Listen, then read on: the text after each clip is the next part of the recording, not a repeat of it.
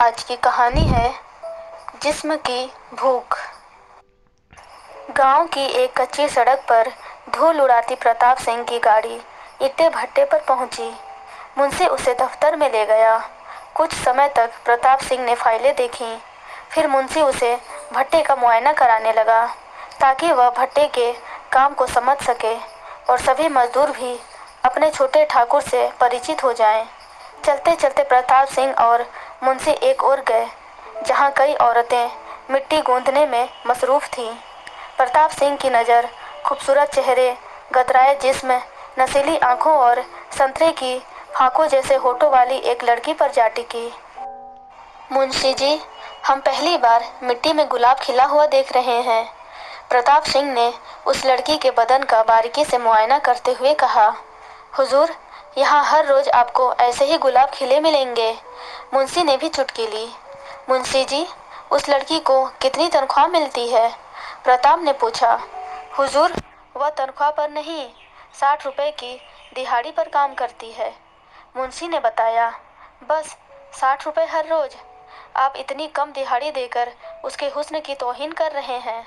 प्रताप सिंह ने शिकायती लहजे में कहा। सभी मजदूरों की दिहाड़ी दिवाली पर बढ़ाई जाती है।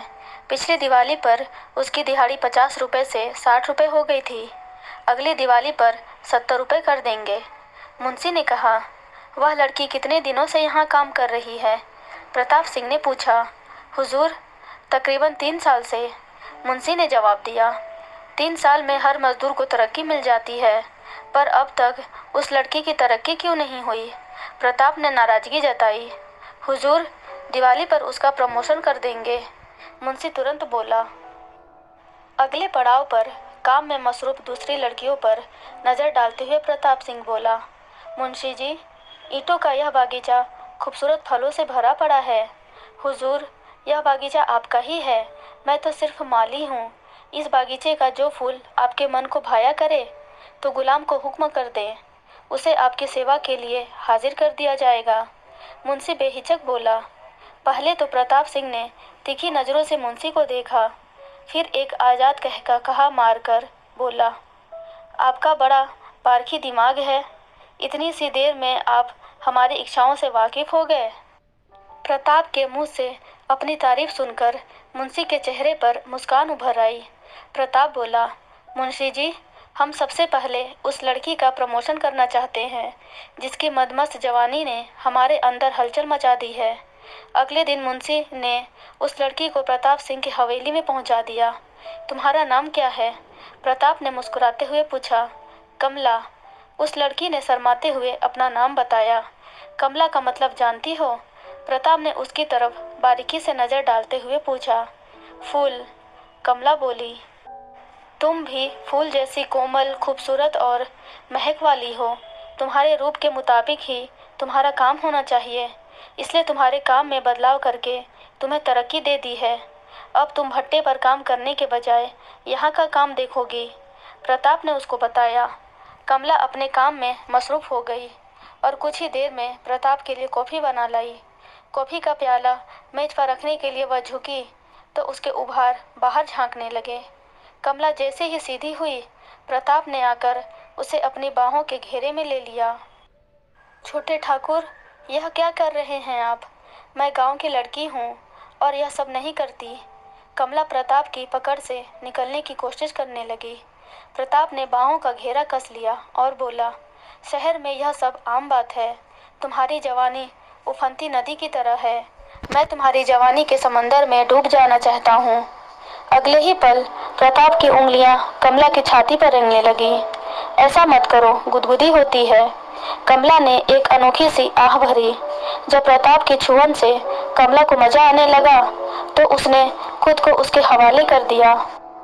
वह कमला को बिस्तर पर ले गया।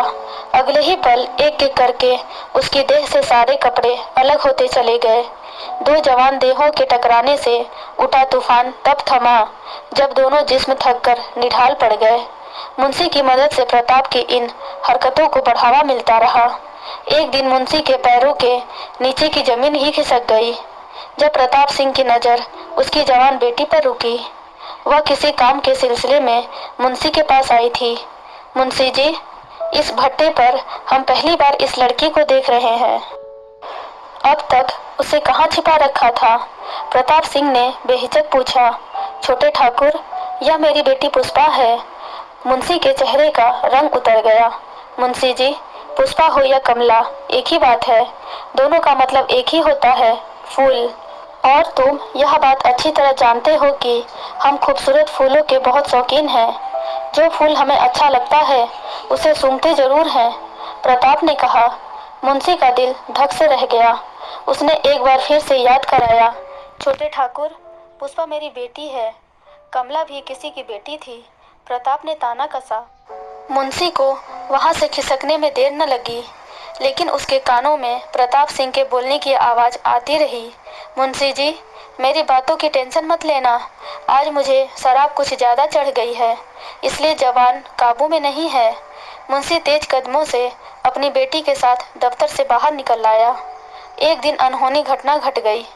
उस दिन मुंशी ईंट भट्टे से घर लौटा तो चौंक पड़ा। मुंशी ने प्रताप सिंह की जीप घर के बाहर देखा। मुंशी के चेहरे पर चिंता के भाव उभर आए। घर का दरवाजा खुला था। अंदर का नजारा देख वह भौंचक्का रह गया। पीछे के कमरे से प्रताप सिंह की आवाजें आ रही थीं। मुंशी के कदम कमरे में घुसने के लिए तेजी से बढ़े। प्रताप सिंह अपने शरीर की भूख मिटाकर पुष्पा को चुप रहने की बात कह रहा था। पुष्पा दीवार से टेक लगाए बैठी हुई सुबक रही थी। उसके शरीर पर न के बराबर कपड़े थे। यह नागवार नजारा देखकर मुंशी गस खाकर कटे पेड़ की तरह धड़ाम से फर्श पर गिर पड़ा। मुंशी को देखते ही प्रताप सिंह कातर मुस्कान लिए तेज कदमों से बाहर निकल गया। Audio Jungle.